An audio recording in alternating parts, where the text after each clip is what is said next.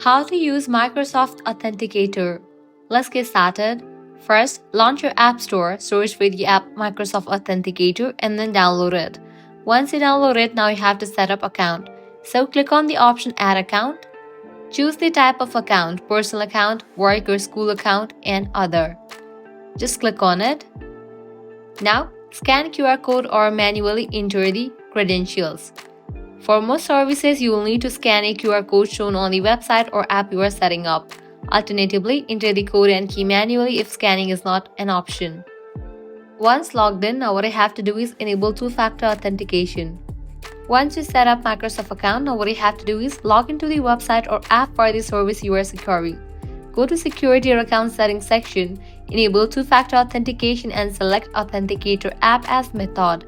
Link it to your Microsoft Authenticator app by scanning the QR code or entering the provided setup key.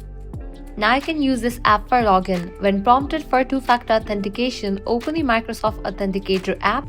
You will see a 6-digit code next to the account you added. The code refreshes every 30 seconds. Enter this code into the login screen or prove the sign-in directly from the notification on your phone. And there you have it, you are now set up with Microsoft Authenticator. If this guide was helpful, do not forget to like, share and subscribe. Thanks for watching.